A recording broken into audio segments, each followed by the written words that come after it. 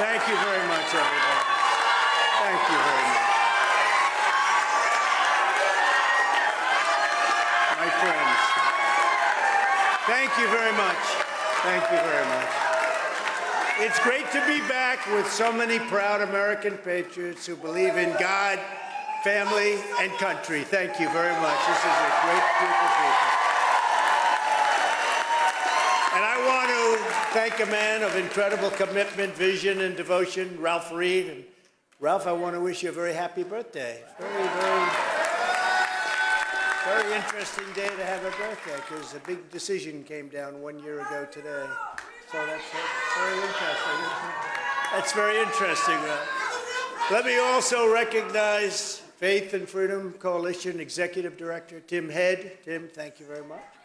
Tim, wherever you may be. Thank you, Tim. Great job. As well as Senator Lindsey Graham. Lindsey, thank you very much. He's gotten very much more conservative, I have to tell you. Carrie Lake. Alveda King. Alveda, wherever you may be. Alveda. Frank Pavone. Frank, thank you very much. Thank you. Thank you very much.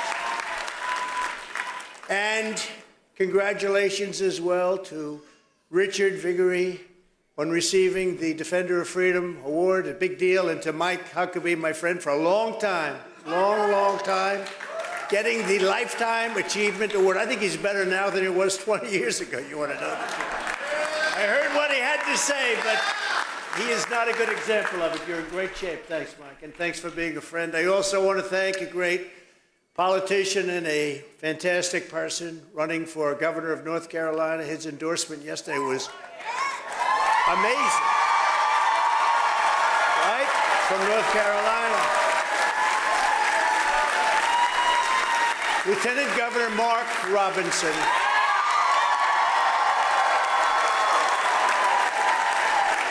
That was such an endorsement, it went viral. It was all over the world last night. I think he's going to do quite well. These young ladies followed me. I guess we have, what, 99? This is your 99th event. And they're from North Carolina, and they're incredible, and they're beautiful, and they happen to be rich, I think. But they're great, and he's going to do very well, Mark, I think, in North Carolina. Last but not least, let me say a very special thanks to all of you that are gathered here. The crowd is incredible, and even outside, it's packed. So something's going on. We do have great poll numbers, you know. We just got some poll numbers. 77 to 23. That was good. That was good. That's against the Republicans and beating Biden by 11. You say, why only 11? How could he possibly do so well? But it's a real mess. Our country's in a horrible situation. Since 2016, Faith and Freedom Coalition volunteers have knocked on 17.8 million doors, reached over 30 million Christian voters in their homes. And last year alone, you reached another 30 million voters in their churches. Incredible job that Ralph and the group do. No group has fought harder in defense of the Judeo-Christian values that we all stand for and uphold, and no group will be more crucial to our magnificent victory on Election Day 2024. So important. That'll be the most important election we've ever had. I said it with 2016, but I say it with 2024. I think even more strongly going to be the most important election this country has ever had, because our country is going to hell. With your help, we're going to evict crooked Joe Biden from the White House, and we're going to take back our country, and we're going to make America great again.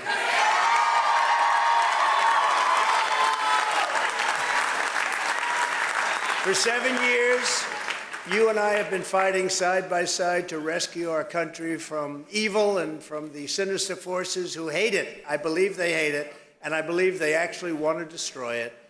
Now we're approaching the most important battle of our lives. As we gather today, our beloved nation is teetering on the edge of tyranny. I believe that, and you believe that. Our enemies are waging war on faith and freedom, on science and religion, on history and tradition, on law and democracy, on God Almighty himself. They are waging war. That's not a war they're going to win. The radicals are setting fire to our Constitution. abolishing free speech, attacking religious belief, erasing our borders, corrupting our elections, and we have corrupt elections, and trying to impose their blasphemous creed and woke communism on every American man, woman, and child. And that's what they're doing, and they're trying so hard. We've never had a situation like is going on right now in our country. But the people in this room will never let them do it. They'll never let them get away with it, and it's not going to happen. We will not waver in defense of our faith, our freedom, and our great American flag. They don't want the flag either. They don't want anything. They don't want anything that's good. And you wonder why and how did they ever get elected in the first place? It's sick.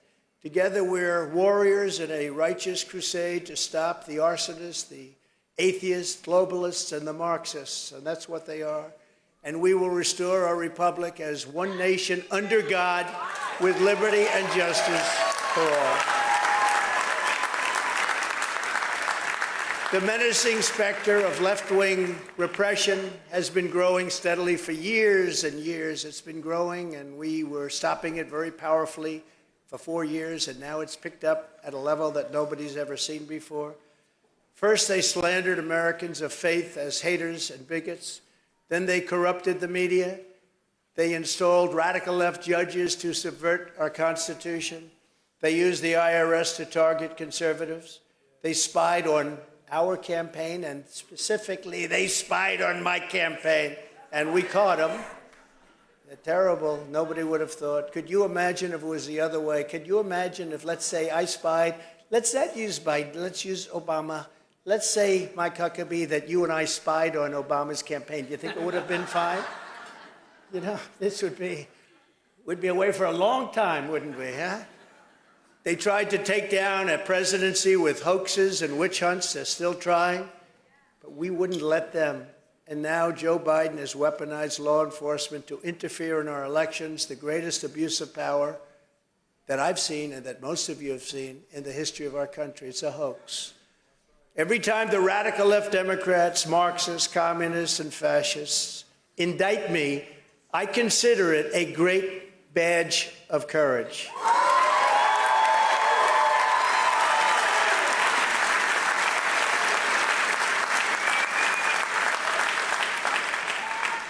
I'm being indicted for you, and I believe the you is more than 200 million people that love our country. They're out there, and they love our country. This is a continuation of the greatest witch hunt of all time, which has been fully exposed in the Durham report, the IG report by Inspector General Horowitz did a great job on that report, and by great writers, journalists, and pundits all over the world. And its primary purpose is exactly that, election interference. They want to interfere with the upcoming election. They want to demean, insult, do whatever is necessary to interfere. And as you know, the fake news doesn't report on all of the things that you're reading about and hearing about. You're hearing about things that you can't believe, bigger than Watergate, bigger than anything we've ever seen. And if you look at the New York Times, or if you look at the Washington Post, or the mainstream media of any kind, ABC, NBC, CBS, not a word of it, not a word, not even a little bit.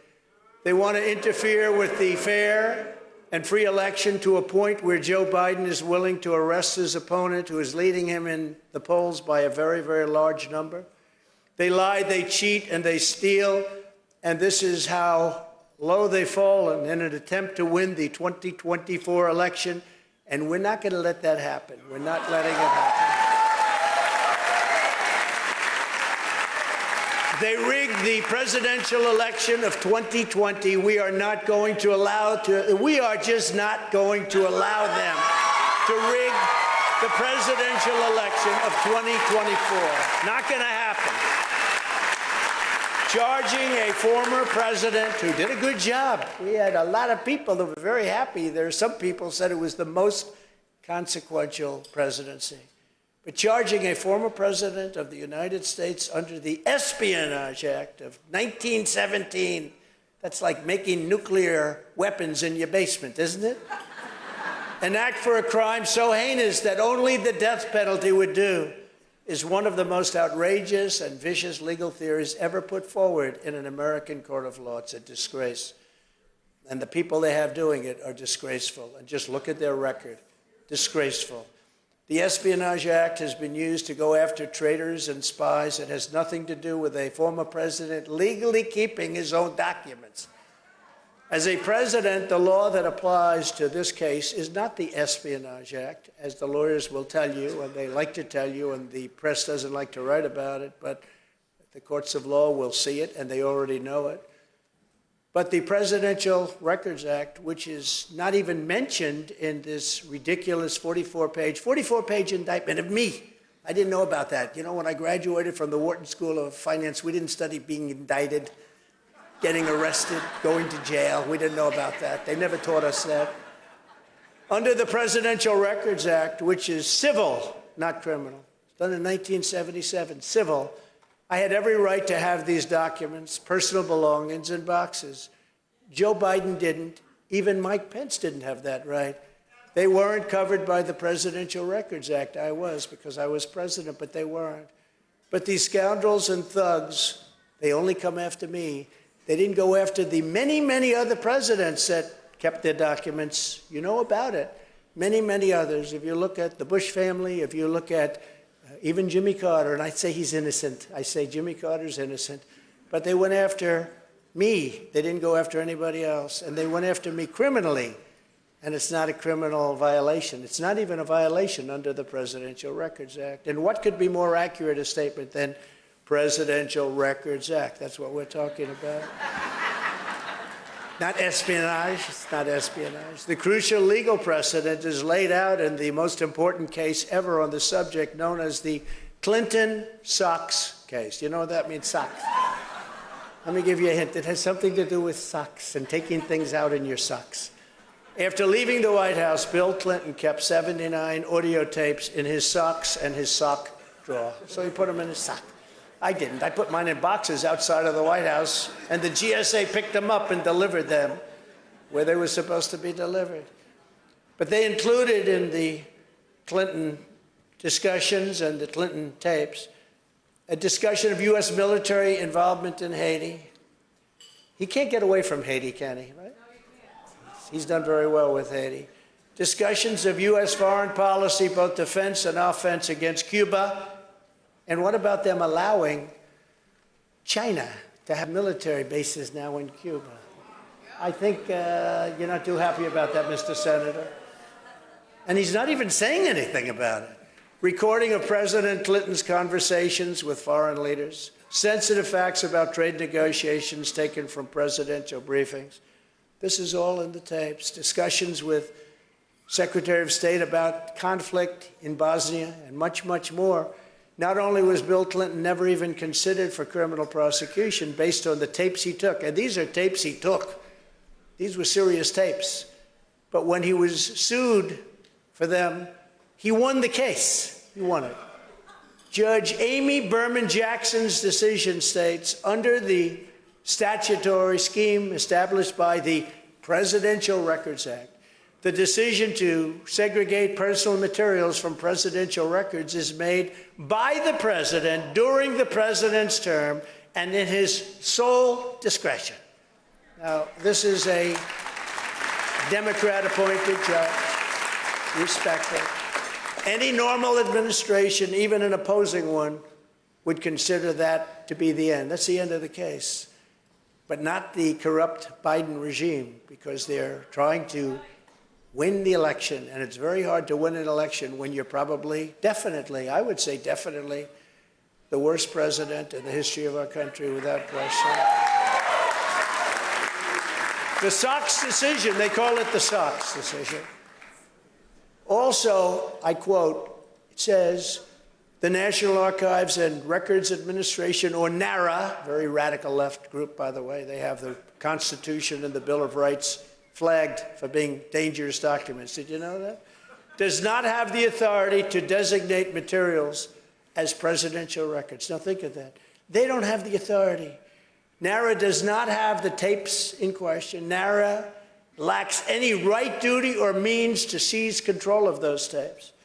The president enjoys unconstrained authority to make decisions regarding the disposal of documents. Only the president, not vice presidents, not senators. Biden has a lot of documents from his time as a senator. That's bad. And he has a lot of documents from his time as vice president. That's bad. He has 25 or so times the documents I have. He has so many documents, he doesn't know. They're coming. They keep them on the floor of his garage where he has that really beautiful Corvette, he says. Neither the archivist nor Congress has the authority to veto the president's decision. The president can do whatever he wants with it.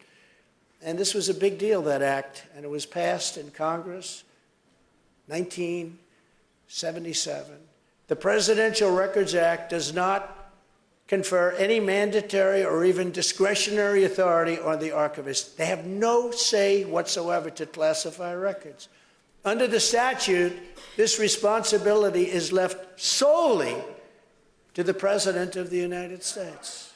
So what the hell are we talking about with this phony case? Well, it is true. I mean, it is true, isn't it? In other words, whatever documents a president decides to take with him, he has the absolute right to take them. He has the absolute right to keep them, or he can give them back to NARA if he wants. He talks to them like we were doing, and he can do that if he wants. That's the law, and it couldn't be more clear. Even the New York Times, just to finish up on this hoax, this is the next hoax. We had Russia, Russia, Russia. We had so many. Impeachment hoax number 1, impeachment hoax number 2. Who the hell else could take this stuff? I had a nice life. I had a nice, easy life.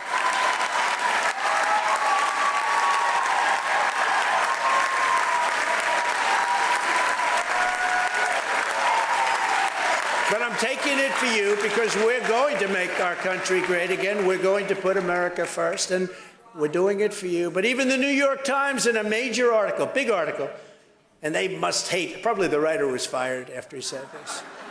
But it said headlines. It said that when it comes to asking for documents from former presidents, the only power that NARA has is to say, pretty please. Quote, asking nicely is about all they can do, and yet they reported me to the Department of Justice for criminal prosecution. They don't even have the right to ask. And if they do ask, they have to be very nice, and I don't have to give it. And yet I'm being prosecuted for this. And this is the New York Times saying it. Nothing like this has ever happened before, and hopefully will never happen again. And we are working all together because we're working as a country. And you know, I'm probably the only person in history in this country that's been indicted, and my numbers went up.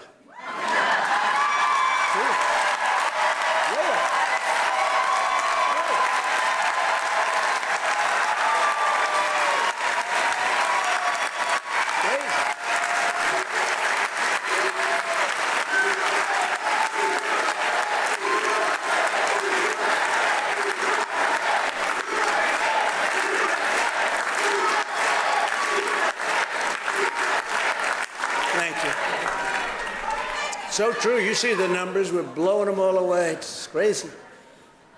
Usually when that happens, you announce, ladies and gentlemen, I'll be leaving office immediately. And I want to spend more time with my wife and family and fight for my innocence. With me, it's just like crazy. What a life I have. I have a crazy life.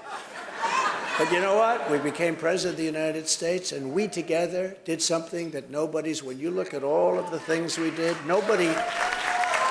probably nobody has ever done what we did, including rebuilding our military, biggest tax cuts in history, biggest regulatory cuts in history. All of the things that we did, we had no wars. We got out of wars. We beat ISIS. We defeated ISIS. 100% defeated ISIS. And got out of wars. And you would have never had Russia go into Ukraine. And you would have never had China. You would have never had China talking like they're talking right now about Taiwan. And you'd never have any words coming out of North Korea, Kim Jong-un, like what he's saying about the United States and our president. No, we had a much different time. They respected our country, and they respected your president. They really did respect your president. Joe Biden is the most corrupt president in the history of our country by far. Just 2 days ago, a very respected IRS whistleblower, used to be very much, you remember when the Democrats used to love whistleblowers? They don't like the whistleblowers now. Revealed that Crooked Joe sat in a room while his son Hunter messaged a Chinese Communist Party official and said to this Chinese Party official, I quote, I am sitting here with my father, and we would like to understand why the commitment made has not been fulfilled. This is cash he's talking about. Yeah. Tell the director, and it doesn't get reported in the newspapers, tell the director that I would like to resolve this now before it gets out of hand, and now means right now. It means tonight. You believe this? I didn't know he was that tough. And if I get a call or a text from anyone involved in this other than you, Zhang or the chairman, I will make certain that between the man sitting next to me, my father, right next to me, Pop, hi Pop, and every person he knows, you will regret not following my direction. Now, can you imagine the newspapers not reporting this? Not a word of it in any of them, mainstream. I'm sitting here waiting for the call, he said, with my father. I'm sitting here with my father waiting for the call. In other words, send us money. Within 10 days, the Bidens got $5.1 million from China for absolutely no reason. They got $5.1 million. In fact, they've taken tens of millions of dollars from China. And that's probably why maybe he's not complaining about the fact that they're building military bases in Cuba. Maybe that's the reason, I guess. Mike, what do you think? It's not even believable. This stuff isn't even believable. The worst part of the whole story is that the press doesn't want to report it because, you know, there was a time like 15 years ago, 10 years ago, you would have gotten a Pulitzer Prize. Of course, they've been totally discredited because they gave Pulitzer Prizes for the accurate and wonderful reporting on Russia, Russia, Russia. Then it turned out to be a hoax. I said, you have to withdraw the prizes.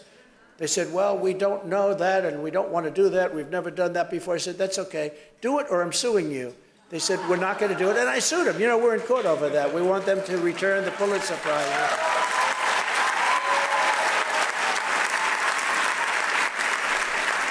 And by the way, they're being decimated in court. It's very interesting. But we actually brought a lawsuit against them because they gave Pulitzer Prizes to the New York Times and the Washington Post for their accurate reporting on Russia, Russia, Russia. And even the papers now say it was a hoax. They all say it was a hoax, but they don't want to give back the prizes, so they have to give back those prizes. They will.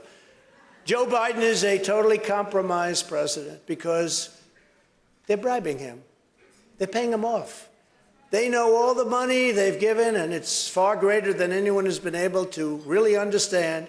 And I'll tell you what, Jim Jordan and Jamie Comer and their group has done an unbelievable job, but it's far greater than anybody knows. This is just some of the things. It's tens of millions of dollars, and that's just some of it that's been found. And again, the papers aren't reporting, and it's not only China, though. It's many other countries, including Ukraine.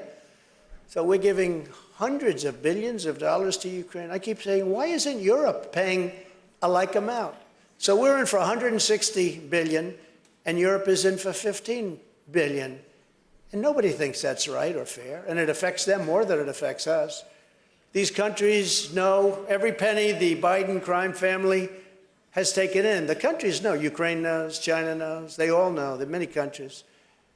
So he can't even or ever go against them. He can't go against them because they'll reveal the corruption because they know exactly. They'll say, well, we sent the check here. We sent the check there. We sent.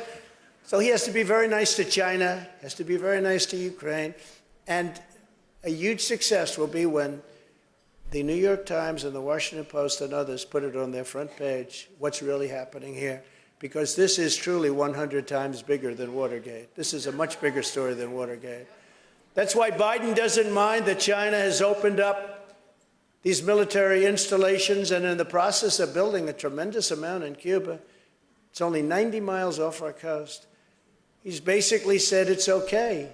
He's not doing anything. He's not even saying anything. He's not talking about it. What that means for our great Cuban population in Miami, I love the Cuban population. We got a record, I got a record number of votes. People were I got the Bay of Pigs Award. I was given the Bay of Pigs. It was a great honor award by the Cuban population of Miami. But it means that this group of people in Miami that love Cuba, they want to get back there, they want to see their country, but it means for the rest of their lives they will never see Cuba again. It's gone, because China's occupying Cuba right now. That means it's gone. And they were getting ready to make a big, if the election wasn't rigged, the Cuban thing would have been taken care of, and people could have gone back and forth to Cuba. Cubans, I'm talking about. They could have seen their family. They wouldn't have the problems that they have right now. He's given everything to Cuba and the dictator and dictators, and you know what that was. But it's incredible that this can be allowed to happen. So unless I get back in which case I will inform China that they have 48 hours to get any military and spy equipment out of Cuba.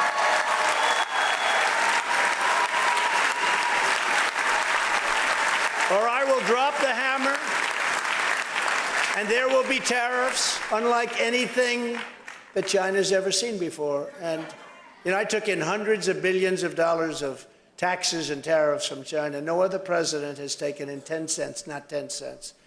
Took in hundreds of billions, gave $28 billion to the farmers because they were mistreated by China. Who else does that? Who the hell else would do that? You tell me. They know. But he wants to do nothing because he can't. He's really bound to not do anything. Never forget, our enemies want to stop me because I'm the only one who can stop them. And I'm stopping them because of you. I didn't need this. I didn't need it. If these corrupt persecutions succeed, they will complete their takeover of this country and destroy your way of life forever. And that's where it's going. That's where it's going. It's a disgrace. They want to take away my freedom because I will never let them take away your freedom. It's very simple. They want to silence me because I will never let them silence you. And in the end, they're not after me, they're after you, and I just happen to be standing in their way. That's all it is. That's all it is. Very simple, actually. Ultimately, the radical left lunatics are coming after all of us because they know that our allegiance is not to them, our allegiance is to our country and to our Creator. And that's why under Biden, Christians are being persecuted like nothing this nation has ever seen before. I don't understand how people can vote, people of faith, and I'm not just talking about Christians, I'm talking about people of faith, can vote for these Democrats. They've become monsters. They're fighting you all the way on religion. You know, I watched Biden during debates when he could speak, and he was trying to say, you know, oh, I love being a Catholic. You know what they're doing to Catholics right now? There's never been an assault on Catholics, the likes of which they're having right now, what they're having to go through. Biden's corrupt DOJ has targeted parents at school board meetings. They've sent SWAT teams to arrest pro-life activists. You know that. The FBI has been caught labeling devout Catholics as domestic terrorists and sending undercover spies into Catholic churches, just as it was in the old Soviet Union days. Pretty rough stuff. Who can believe this?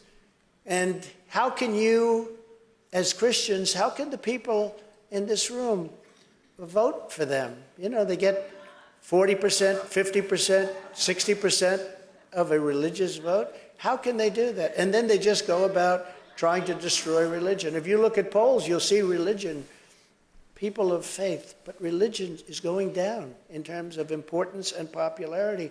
This is not a question of importance and popularity. This is a fact. We love God, and we want to protect ourselves. We want to protect the cherished position of believing in God. And I think one of the biggest problems this country has right now is it, as religion does go in the wrong direction, because it's something for you to adhere to and to believe in. It's so good. It keeps you sane, it keeps you honest, it keeps you good, it keeps you kind, it makes you help other people. And they're trying to take that away from you. And I just don't understand, where do they get 30, 40, 50, 60% of the vote? It just doesn't make sense. Doesn't make sense. They lie about their positions, and you have to remember that. In 2024, you have to remember that. Protect your vote is the most important thing, but you have to remember that, and you do have to protect your vote. They want to destroy your religion, along with the fact that they obviously want to destroy your country. When you have open borders, when you have no voter ID, why do they not want voter ID? Because they want to cheat. Even the Democrats voted 82% in favor. Democrats, people that vote, Democrats voted 82% in favor of voter ID, but the politicians don't want it because they want to cheat. And with voter ID, it's very much harder to cheat. They're mean and they're very, very sick. They are mean and they are very sick. Over the next 16 months, our enemies will try harder than ever to divide us and to destroy us. The lies, abuse, and injustice that will come our way will be worse than ever before in the history of our country. To persevere, we must stand tall, we must stand strong. We have to be strong. We have to be stronger than ever before because they're coming at us. There's something wrong with these people. And I don't like saying that. You know, as president, you're the president of everyone. So I don't like saying that. But there is something wrong with these people, and we have to stand together, or we're not going to have a country anymore. The more they throw at us, the more united we must become. The more vile the attacks, the more relentlessly they go after us. We must keep pushing forward no matter what. You just keep pushing forward. That's what I do. I get up. People say to me, "Sir, can I ask you a question? How the hell do you take it?" I say, do I have a choice? I don't have a choice, right? Do I have a choice? I'd love not to have to, but they're crazy people with they're lunatics. I've had the most successful business people in the country come up to me, a man who's one of the most successful, a vicious guy, very tough guy. I don't like him even. He thinks I'm his friend. I'm not, because he's a bad person. Unlike Governor Huckabee, who's a good person. He's actually tougher than this guy, but he's also a good person, the governor. But I tell you, he came up to me and he said, "Could I ask you one question? How do you get up in the morning?" Every day they're coming at you with a different deal. I mean, it started with spying on your campaign. Then it went to the different impeachments and hoaxes and indictments. And how do you do it? And I actually said to him, it's like it almost becomes a weapon of war. You have to fight these people and you have to beat them. We beat them now for 4 years and now afterwards. And by the way, if I weren't running right now, or if I was losing big in the polls instead of winning by the biggest numbers I've ever had, think of it, the biggest numbers I've ever had, not even close, they would stop in 2 minutes, I believe. Although maybe the hatred is so great. Actually, Lindsay and Mike, I think the hatred's so great they probably wouldn't stop. I think they would keep going, right? In my case. Normally they would stop, but in my case, I think they'd probably keep on going. But if I didn't run, or if I would say, you know, I'm not going to run, or if my numbers were bad, where it looked like I wasn't going to make it, they wouldn't be focusing on me. They would focus on whoever was leading, and they would go after that person, male or female, just as viciously as they go after me. And that person would not be able to handle it. That's why you have no choice but to vote for Donald Trump.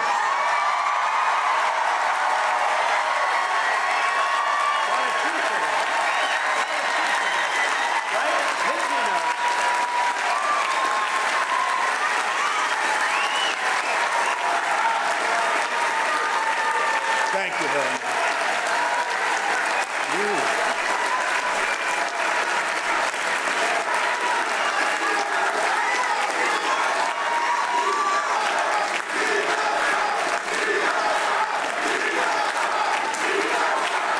Thank you very much. Thank you. Isn't it great? Saturday night, we're here for religion. Is that nice? And what a job Ralph has done. But this isn't my campaign. This is our campaign. This has got to be our campaign. And with your help, we're going to see through this whole. We're going to see through it. We're going to take this job right to the finish, and we're going to have a country the likes of which we've never had before, better than ever. We're going to have it better than ever. No president has ever fought for Christians as hard as I have. And I will keep on fighting, and I'll fight hard until I'm back behind that desk in the Oval Office, the resolute person. Resolute person.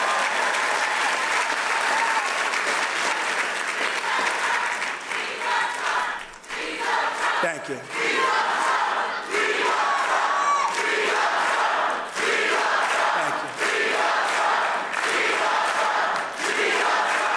Thank you very much.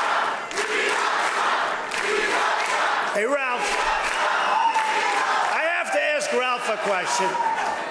Were your other candidates treated this way? I don't think so. Actually, I saw one who was booed off the stage. He was booed off. I don't think they were treated. I don't.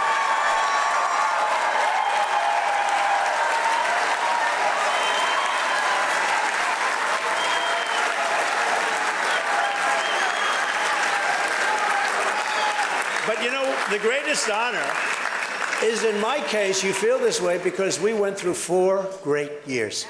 We did things that nobody thought could be done, and we're going to go into them in a minute, but we did things that nobody thought could be done.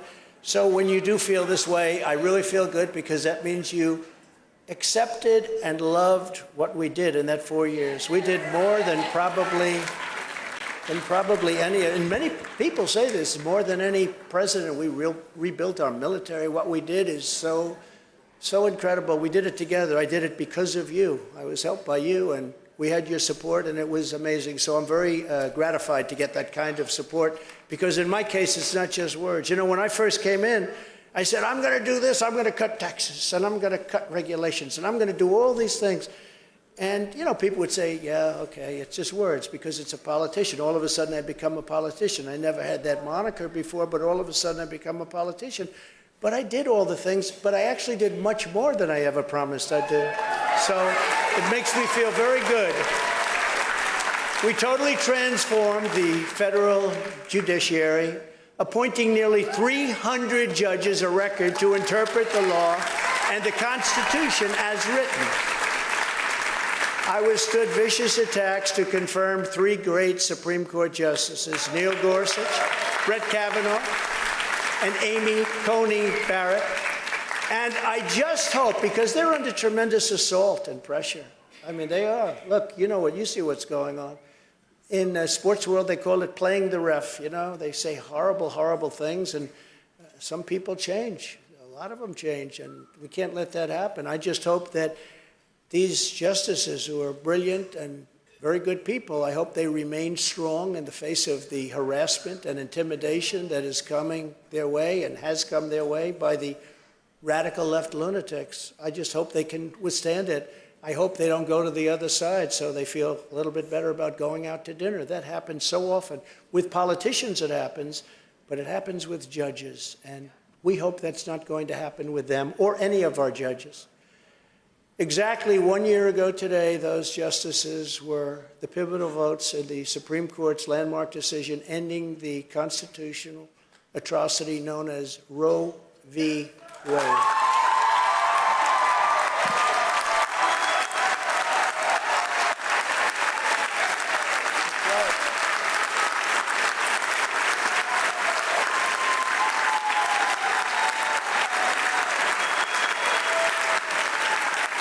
Thank you.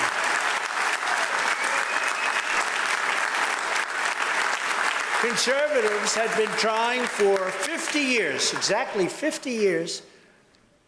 Amazing that today is the day. I don't know. Did you set this up on purpose? Was that done purposely? This is the day, 1 year. I mean, today is the birthday of that decision. Did you do that? I mean, it wasn't just by a fluke, right? I assume you did. Whether you did or not, this is the birthday, so it was pretty good. And Ralph's birthday, too. That was set up, too. Something strange is going on here. You know what they'll say? It's Trump's fault. It's Trump's fault. But I got it done, and nobody thought it was even a possibility. They've been fighting. Good people, strong people, smart people have been fighting for 50 years, and it never even came close to getting done. I don't believe they've ever even taken a vote. I mean, never even came close. It was something that wasn't going to happen. I got it done. I get a kick out of these candidates and even the other side. Well, I don't know. I think I'm more pro-life. I'm this. And somebody stood up, a woman stood up and said, this guy ended Roe v. Wade. How the hell can you go against him? And I sort of said that myself, actually. But I'm proud to be the most pro-life president in American history.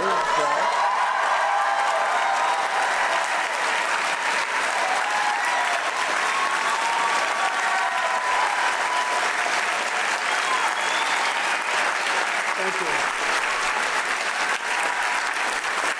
Thank you.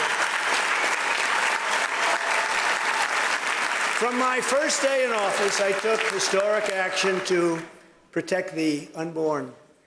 Very historic. Nobody else did anything near what we did.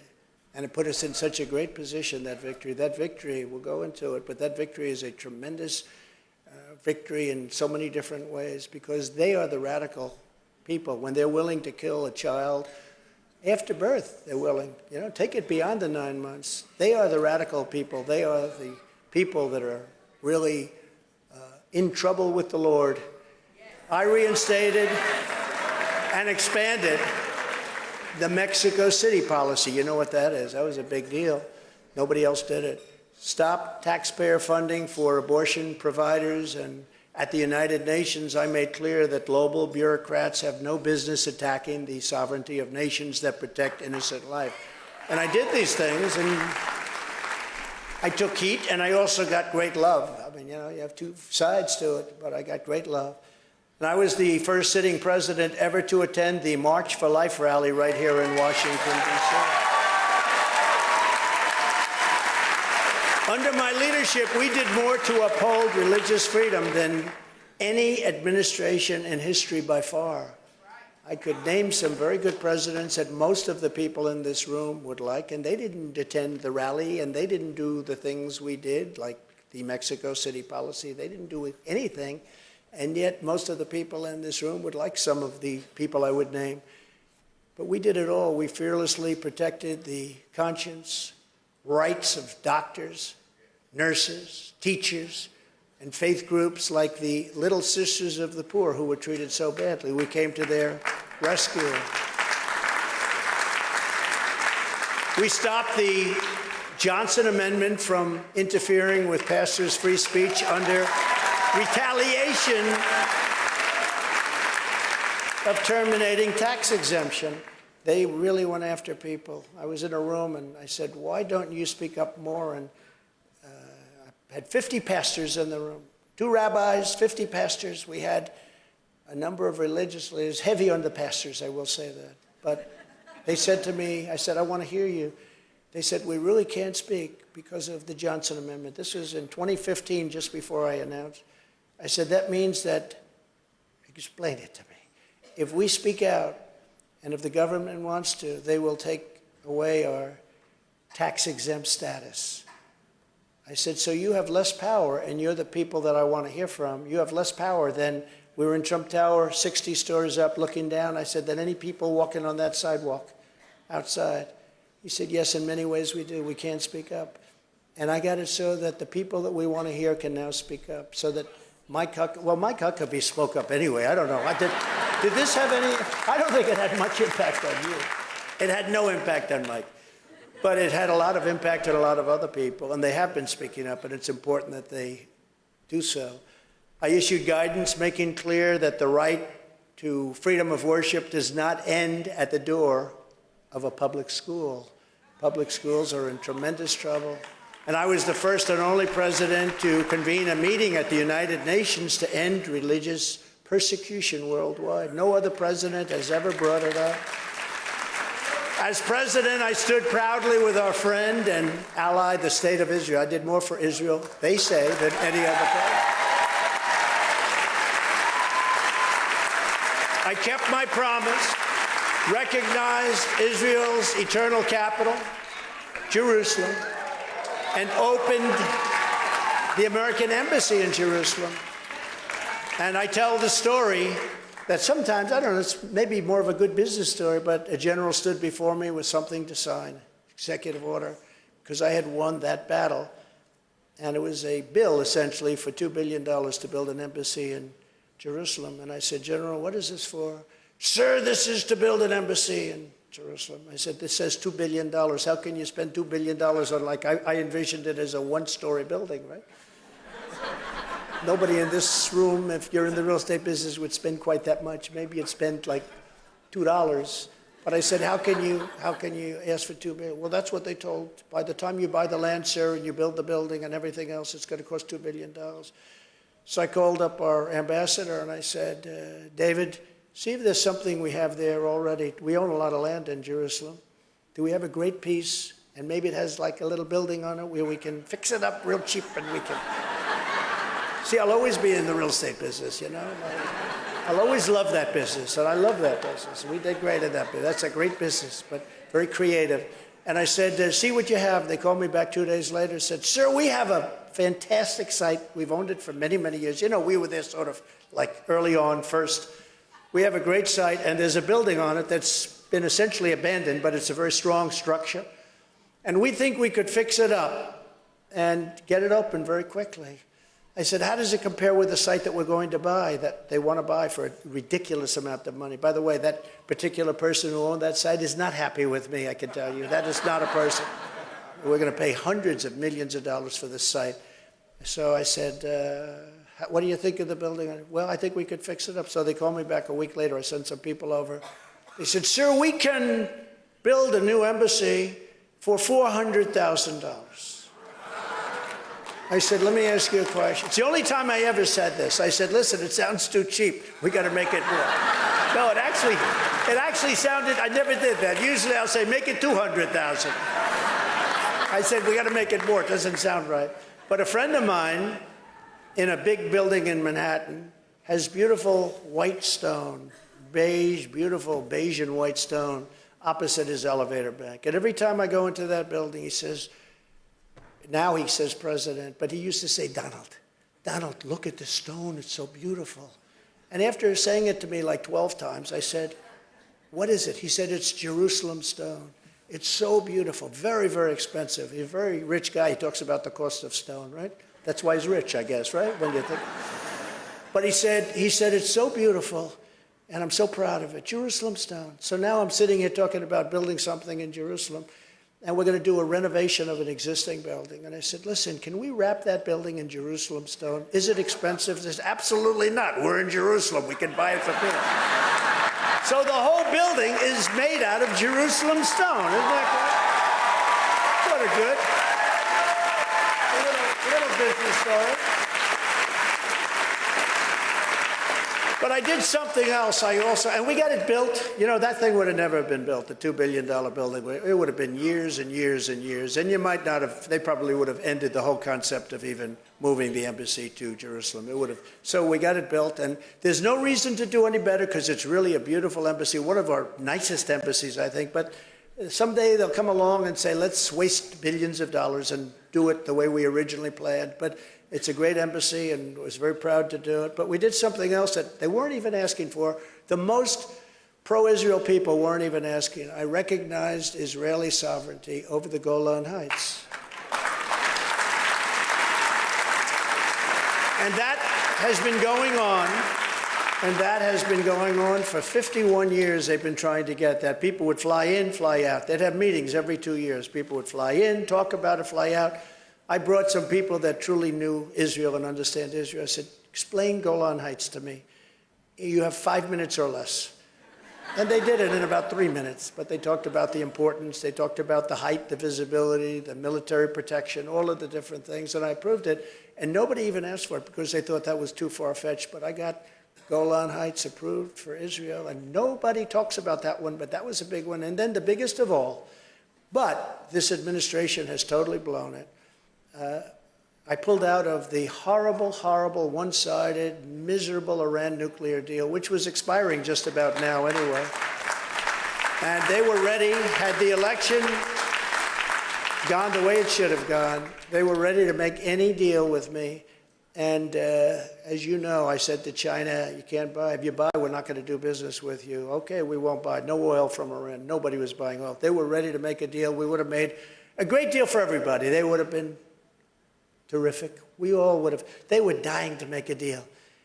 And then when that tragedy turned out, the world's most corrupt election, when that tragedy turned out, what happened is everybody started buying oil from Iran, and Iran now is very rich. And instead of having a great negotiating position, we have a terrible negotiating position. And they're actually trying to make a deal that was worse than the first one. The first one was horrible. The first one was a short-term deal. I mean, it wasn't like it was for 50 years or 100 years. It would be expiring just about now. So, and that was a license for them to make nuclear weapons. And you cannot let Iran have a nuclear weapon.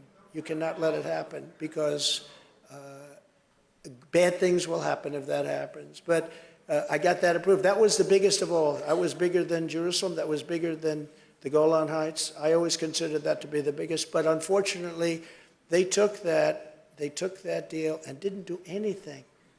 Iran was they were dying to make a deal, and they didn't do anything with it. And then, of course, we did the Abraham Accords, which would have been, I mean, something incredible. Something incredible. So we took care of Israel like no president has ever. In fact, they said if I ran for prime minister of Israel, I'd get 99% of the votes. I'm thinking about doing that. We delivered the largest tax cuts and regulatory cuts on record in the history of our country. And we built the greatest economy in the history of the world. There's never been an economy like the economy we had. More jobs, more everything than we've ever had before. We achieved energy independence, and we're ready to be energy dominant. We were going to supply oil to all over Europe, everywhere. I was the one that brought up Nord Stream 2. You remember that. Nobody ever heard of Nord Stream 2. I said to Germany, Angela Merkel, I said, you can't make that deal. If you make that deal, that means you're going to be subservient to Russia. She said, no, no, no, Donald, this will be wonderful. It didn't turn out to be too good for them.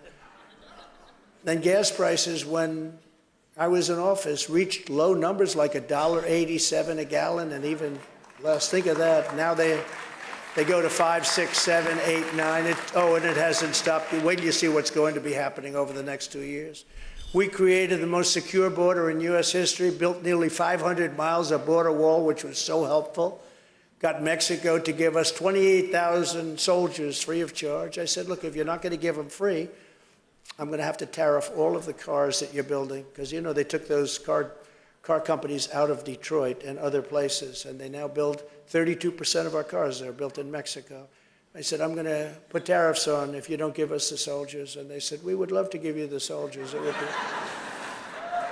We had the Remain in Mexico. That's for all the people that are pouring in. And I believe the number's going to be, Lindsay, 15 million people by the end of this year. And they come out of mental institutions. They come out of jails. They come out of insane asylum, which is a stronger word. They said, don't use those words, sir. They're nasty. But insane asylums, very sick people. And and terrorists are being poured into our country like never before. And I also terminated the ridiculous catch and release. So ridiculous. You catch the people and you release them in our country, okay? Now with Biden, basically that's what they do. But we caught the people and we released them outside of our country. I fully rebuilt the U.S. military, created Space Force, and defeated ISIS and brought our troops back home. You remember during the campaign, do you remember when they said, oh, he's going to bring us into World War III. He's going to bring us in personality type. I said, no, my personality is going to keep you out of World War III. That's what happened. But all of that was only the beginning, and here's just some of the bold agenda that I'll immediately implement when we become the 47th President of the United States.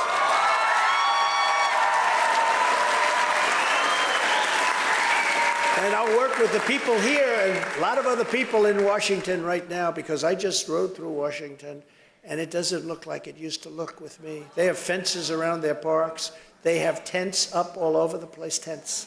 This is the capital. This is the most important thing. Think of this, the capital of our country. It's got papers all over the streets. The sidewalks are filthy dirty.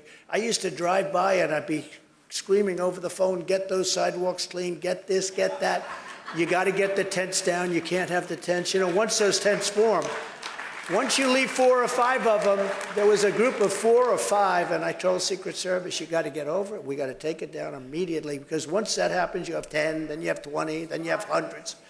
And what's happened to this city since I've been gone is, oh, it's so sad. It's so dirty and filthy, and people are stopping coming. And that's true in a lot of other cities, too. You look at Chicago, you look at San Francisco, look at New York, what's going on. All Democrat-run.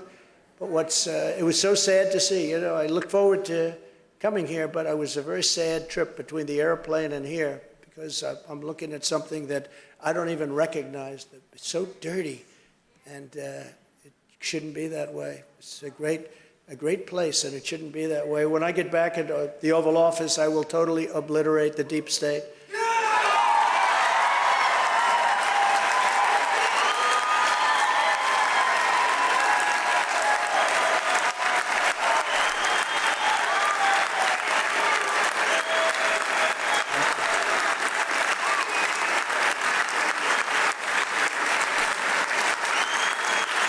Remember, we didn't know if there was a deep state. People would say, yeah, I don't know.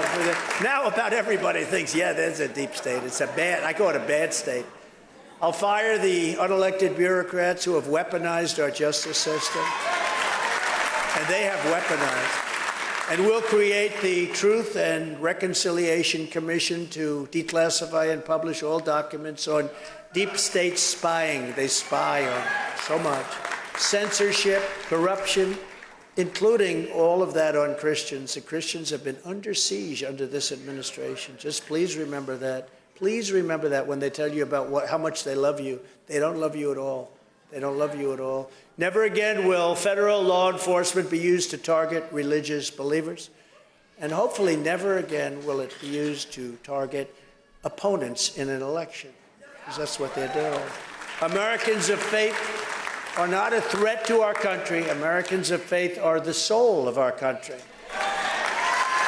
And when I'm back in the White House, I will once again appoint rock-solid conservative judges and the mold of justices like Antonin Scalia and the great Clarence Thomas, who really they are going after right now very unfairly. You read that, sir, very unfairly. And before Election Day 2024, I will again release the full list of names from which I will select my appointments to the United States Supreme Court. I did that last time, and it had a big impact. To stop the Marxist, and they are indeed Marxist, or worse, fascist, Marxist, prosecutors who release rapists and murderers while persecuting conservatives and people of religion, I will direct a completely overhauled DOJ to investigate every radical DA in America, AG in America, for their illegal racist and reverse enforcement of the law. These are bad people. And they're being run by the DOJ, just in case you have any questions. You know, in New York, where they go after me, never had a problem. All of a sudden, I got a DA who's after me. Bragg. But you know what they did? They put people from the DOJ into the DA's office. Can you believe it? I don't even think that's legal, they say.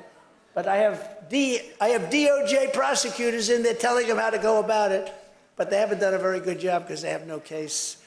To deter illegal immigration coming from jails and these mental institutions that I've told you about, all of the terrorists we're infiltrating, and they're infiltrating our country like never before in the history of our country. I don't think any country in the world has gone through this.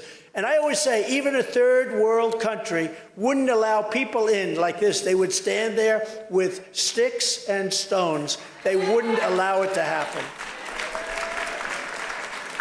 One thing, nobody's been able to tell me why this is a good thing. Why is it a good thing? It's not good politically. Now, they all say, oh, no, they'll go and they'll vote. Well, first of all, we're doing very well with Hispanics, and large numbers are Hispanics. But you know, even more so, they don't need people because they cheat so much on the voting, they don't need. But if you think about their policies, open borders, high taxes, high interest rates, no voter ID, bad military, woke military, all these things, you can't win on policy unless you cheat. Just think about it. How can you win on any of those things? Does anybody really, I don't care, give me the most liberal person, does anybody who's liberal or anything else want people to march and steam into our country and just come into our country? We have no checks, no balances, we have no idea who they are. And they do. They come from prisons and mental institutions, many of them. The mental institutions and the prisons in countries all over the world are being emptied out into the United States of America right now. Now, how the hell is that good politics? I don't understand it. And yet, they get votes. They get votes. Somebody someday will explain it, or maybe people just don't know. That's why I say it as many times as I can, because nobody can want that to happen. I've already announced that I will sign on day one an executive order ending automatic citizenship for the children of illegal aliens. You have to do that. We're the only country in the world that does it. If you literally set a foot in the sand across the border, your child is called welcome to being an American citizen. It's so unfair to our country. In addition, here are some of the other actions I'll take to restore the border of the United States and to make it safe again. We had the most successful and strongest border in American history, and to get it back, I will immediately reinstate all of the incredibly successful border policies of the Trump administration, including our Safe Third agreements, which you know what that means. Remain in Mexico, that's pretty obvious what that means. Our asylum bans, we didn't let a lot of bad people in. We will complete even more border wall. We built the border wall, and then we were going to add another 200 miles. And that's when I knew they actually wanted, because in 3 weeks they could have had it completed. And they not only didn't complete it, they took the gates, the fences, and the walls, and they moved it to other parts of the country so that nobody could get to it. And I said, you know, they must really want to have open borders, because we added in certain areas, it's a little like water coming through, right? Then you have certain areas that you learn when the wall is up. So we were closing up those areas, would have been just incredible. And they didn't want that to happen. They actually took it. Texas wanted to buy it from the federal government. They said, we don't sell it. We wouldn't sell it to you under any circumstances. So that's when I realized for the first time that they were actually serious, that they want totally open borders, which is absolutely insane. And we're going to restore the prosecution policy, which saw a record number of prosecutions of illegal aliens who had to leave the country. We had to get them out. Sometimes they were so evil, so bad, that would put them in prisons in our own country because they have a tendency to come back. But they weren't able to come back because we had a very strong border. Drugs now are, think of this number. We did very well on drugs. Not well enough, by the way. Nobody does well enough until they're gone, because I believe we're going to lose 350,000 people this year and destroy families all over our country. It's like an invasion. But drugs now are 12 times higher than they were just 2.5, 3 years ago. 12 times higher. They're pouring in. Fentanyl is pouring in. President Xi and I had a deal. He was going to make it criminal to make fentanyl in China. There'd be no more fentanyl coming from China. When I didn't win the election, meaning I won it, but when it was rigged, when the election took place, he said, well, I don't have to go by that deal anymore. He didn't want that deal. But it's made much of it in China, and it flows through the border. We want people to come into our country, but we want them to come into our country legally. We want people to come in. We want them to come in legally. And furthermore, I'll fully implement Title 42 across the entire southern border based on all of the diseases that illegal aliens are bringing in. It's unbelievable that even the judge in the case said, do you know what you're doing? Because the Biden administration wanted it terminated. And the judge wouldn't do it, but it terminated itself. Judge can't do anything about that. Judge said, you know what you're doing by asking for this? And we will have to do rapid deportation of all of these border crossers. But we have people that are very seriously ill with contagious diseases, and they're pouring into our country along with all of the rest. We have no idea who these people are. Nobody cares. Nobody cares on the other side. They can just come in. A friend of mine called. He said, how do I go about becoming a citizen? Do I take classes? I say, well, don't say I said it. But if you happen to walk down to the border, just walk across and you'll be fine. You know, it takes some people 10, 12 years. They go take tests. It's a beautiful thing to watch. And they love the country so much, and yet others just walk across the border. I'll also use Title 42 to end the child trafficking crisis by returning all trafficked children to their families in their home countries immediately. Horrible. Horrible. And I'll shift massive portions of the existing federal law enforcement apparatus to immigration enforcements, including parts of the DEA, ATF, FBI, and Homeland Security investigators. We're going to move them around. I will issue a policy directive making clear that a core national defense mission is to protect American sovereignty, and therefore we must use any and all resources necessary to stop this incredible invasion. It's an invasion, including moving thousands of troops currently stationed overseas and elsewhere to our own southern border. Following the Eisenhower model, I don't know if you know this, but Eisenhower was very strong on the border. We will carry out the largest domestic deportation operation in American history, and we're going to get the bad ones out quickly. We got a lot of real bad ones. You know, these countries are very smart. I got to know all of the heads of the countries. They're very smart, very streetwise, and they don't let their good people come. They send the people in the caravans that they don't want, even if they're not officially criminals, if they're not officially, bad people, as we say, or people with serious medical problems. They want their people to stay in their countries. They don't want them to leave. And they organize many of the caravans. The people, the heads of the countries organize these caravans, and they come right into the United States now. We stopped them cold, but they come right into the United States now. I will invoke the Alien Enemies Act, something people didn't even know we had, to remove all known or suspected gang members, drug dealers, or cartel members from the United States, ending the scourge of illegal alien gang violence once and for all. We were very tough on MS-13, the gang members. They don't like me at all. They don't like me too much. We will destroy the cartels, including by deploying U.S. Navy to impose a full naval embargo to close the waters of our region, because the land will be closed up, and to all smugglers and traffickers. And they traffic mostly in women, just in case you didn't know that. It's mostly women, not children, not men. It's mostly in women. It's a horrible thing. It sounds like almost a prehistoric thing, but it's not. It's very modern. And what's made it so bad is the internet.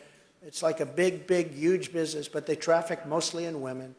During my administration, we also took extraordinary steps to improve vetting for legal entry to keep criminals, thugs, and terrorists the hell out of our country. We strengthened the citizenship test by a lot. We stripped citizenship from those who threatened our security as a nation. We did social media vetting and created the first ever national vetting center. It's very successful.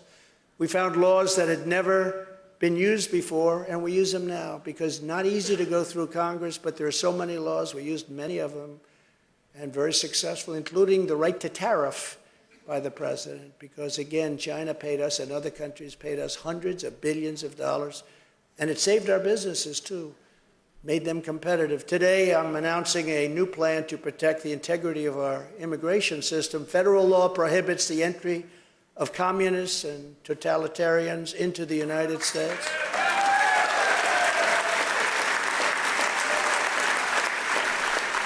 But my question is, what do we do with the ones that are already here that grew up in it? I think we have to pass a new law for them.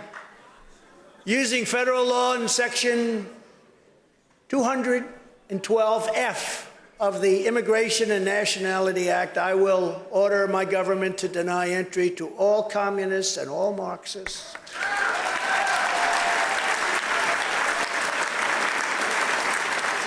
Those who come to and join our country must love our country. We want them to love our country. We don't want them when they want to destroy our country. Welcome to America. We want to destroy your country. Thank you very much. So we're going to keep foreign Christian-hating communists, Marxists, and socialists out of America. We're keeping them out of America. When I was president, the world was stable and calm because America was respected and strong. Now, as we see in Russia and all of these other places, this whole world is on fire. This world is on fire. Before I even arrive at the Oval Office, I will have the horrible war between Russia and Ukraine totally settled. I'll have it done in 24 hours.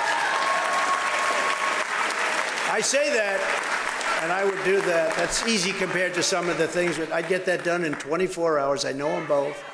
I know them both. As the Bible says, blessed are the peacemakers. See that? I will be your peacemaker. I was your peacemaker.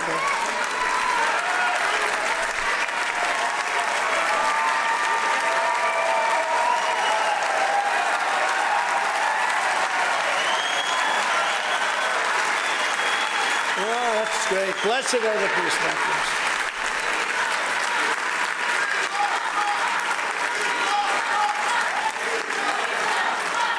Thank you very much. Thank you very much. But it's so true, the peacemakers. I will stop Joe Biden's inflation nightmare, save the U.S. economy, and I will always protect Medicare and Social Security, which for some very bad politicians, it's under siege. I don't know if you know that. It's under siege by people that tried to do it before. I won't mention names. As your president, I will continue to stand proudly for pro-life policies, just as I did for 4 strong years. And we cannot, in this room, and Republicans, but the people in this room, we cannot be afraid to take on the Democrat extremists. We can't be afraid. We have to be strong and powerful. That's why when I'm reelected, I will continue to fight against the demented late-term abortionists in the Democrat Party who believe in unlimited abortion on demand and even executing babies after birth.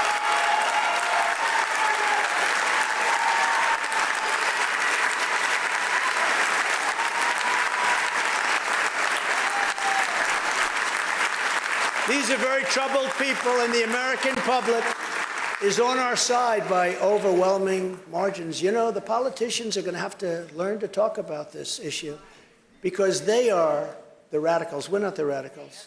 When you kill a baby after 4 months, 6 months, 8 months, 9 months, remember the governor of Virginia? He said, yes, the baby is born, you lay the baby aside, and then you make a determination as to what you do with the babies. In other words, he would kill the baby after, and you have many, they believe in that. That's what they want. They are the radical extremists. We're not the radical extremists. And politicians have to say that. They have to say that because they come out as radical. And the Democrats that believe in this late-term abortion, thanks to the Supreme Court decision of exactly 1 year ago, we gave those who have long been fighting for pro-life cause negotiating power for the first time ever. You have tremendous negotiating power. Now, with Roe v. Wade, you had none. You had no power. We've now given pro-life people tremendous power to negotiate something that will be happy, that will be good for everybody. And you have power for the first time. You didn't have that power. You had no power. They could do anything. They could kill the baby after the baby was born. They could kill the baby in the 9th month. These are horrible, horrible things to think about. And even other countries, other than 2 countries, I won't mention their names, China and North Korea. They have very strong limits. But I believe the greatest progress for pro-life is now being made in the states where everyone wanted to be. That's one of the reasons they wanted Roe v. Wade terminated, is to bring it back into the states where a lot of people feel strongly it should be, and where legal scholars feel very strongly it should be, with the 3 exceptions that I support and Ronald Reagan before me supported for rape, incest, and for the life of the mother. A lot of people are more and more coming into that fold, and it's something you have to very consider. You have to go with your heart. You have to go with your mind. You have to make that decision. But the 3 exceptions, and Ronald Reagan was there a long time ago, and I got through 2 very successful campaigns. Actually, my second campaign was much more successful. I got 12 million more votes, so I don't know. I wonder what happened. I wonder what happened. However, there, of course, remains a vital role for the federal government in protecting unborn life. And it's very important. And I propose for you tonight, just as I did when I said that we will win the Supreme Court decision on abortion. Remember, I said that during my campaign. Everyone said, that's not going to happen. Nobody thought that was going to happen. But I will fight for you like no president has ever fought before. We'll get something done for the country. We're going to be for the country. We will defeat the radical Democrat policy of extreme late-term abortion, and we will bring everybody together to protect our precious unborn babies in a very, very big way. And now you have the power to do it because we terminated Roe v. Wade. Every child born and unborn is a sacred gift from God.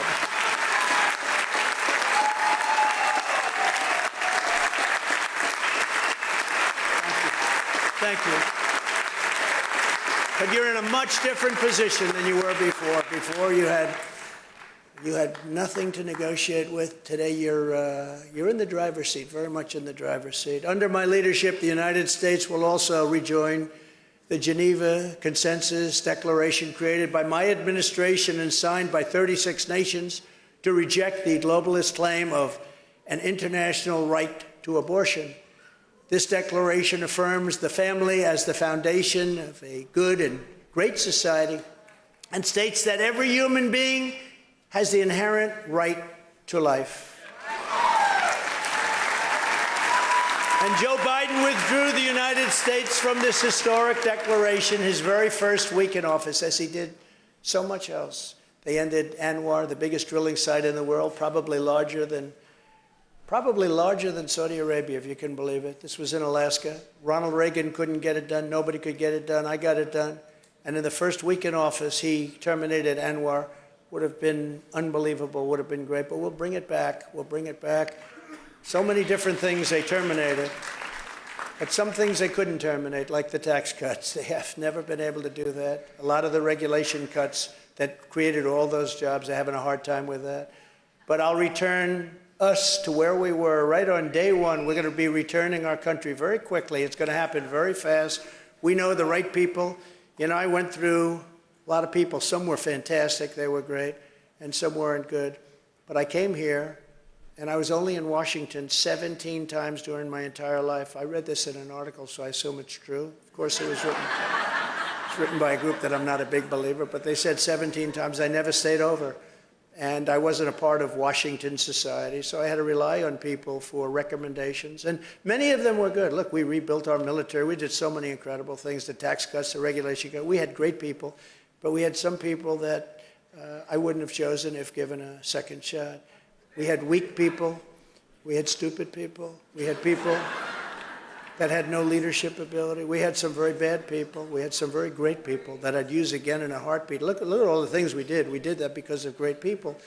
But now I know everybody. I know people. I don't have to rely on some rhino saying, why don't you give us this one to head intelligence? How about this guy to head intelligence, sir? You know, you had to rely on some rhinos that you don't want to rely on anymore. But you really learn, and you have to learn fast if you got some problems. But as we continue to fight for the unborn, and conservatives also have a duty to support the loving choice of adoption, including faith-based adoption. That's why, as part of extending the Trump tax cuts, you know, we're going to have to, the time is coming up, we're going to have to extend that. I will ask Congress to expand the adoption tax credit. We'll do that because a lot of people have been adopting, and that's a great thing. Another top priority will be to expel the communists and these terrible people that have taken over our education system. When you look, I will immediately sign a new executive order to cut federal funding for any school pushing critical race theory, transgender insanity, and other inappropriate racial, sexual, or political content on our children.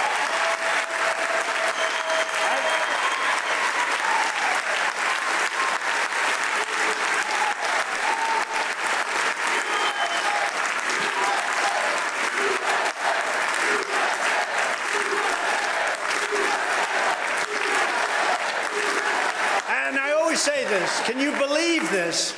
Can you imagine saying this 10 or 15 years ago? I will fight for parents' rights. Of course you fight for.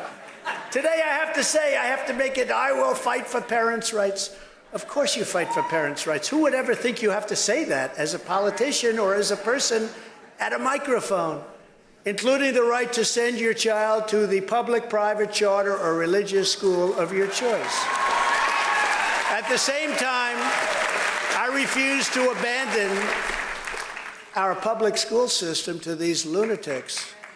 because what's happening there is terrible. That's why I will fight for the direct election of school principals by the parents of the school.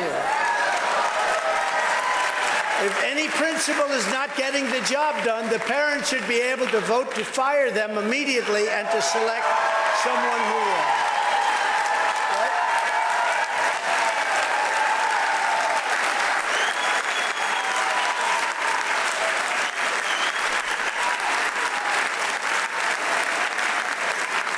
And I will not give one penny to any school that has a vaccine mandate or mask mandate from kindergarten through college.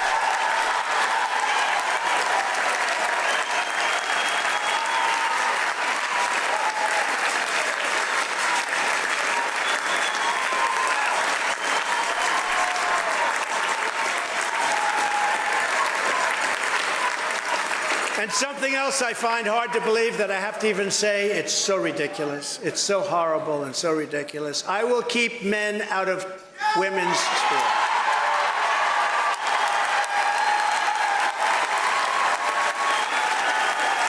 So horrible.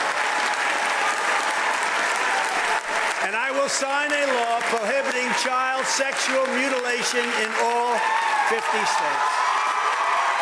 Prohibited. And on day one, I will reinstate the Trump ban on transgenders in the military. We had it then. Because our warriors should be focused on crushing American enemies, on being strong, on having the image of being strong. They have to be powerful. They have to be strong, especially when you see what's happening in the world today, not catering to radical gender ideology. So you know I had this in the military. And a lot of the generals that I dealt with, the real generals, the good ones, the generals that weren't involved in the worst, most embarrassing day of our lives as a country, and that was the removal of our military from Afghanistan before our American citizens were taken out, before our soldiers were protected, leaving $85 billion worth of brand new Trump equipment. I bought it all, brand new, beautiful. New tanks, new planes, 70, think of this, 70,000 vehicles, some of them, many of them armor-plated, costing hundreds of thousands of dollars and even $1 million each. 700,000 rifles, guns, and that type of equipment. And now Afghanistan is the second or third largest seller of military equipment in the world because they don't need 700,000 rifles, do they? The best equipment, the finest equipment, the night goggles that they have are better than ours, brand new, not even taken out of the box. Now they fight at night because they never did. They couldn't see. Now they see very nicely. But as you know, in the military, you're not allowed to take virtually any drugs. You're not allowed to take drugs. You take an aspirin, you have a problem. And to have this operation, you have massive amounts of drugs required on a daily basis. Massive, massive amounts of drugs. Furthermore, I will ban all taxpayer funding for sex or gender transitions at any age.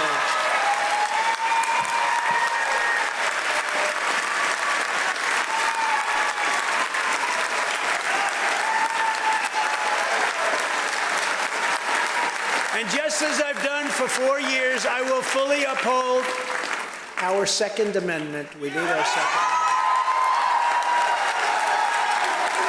I will bring back free speech in America.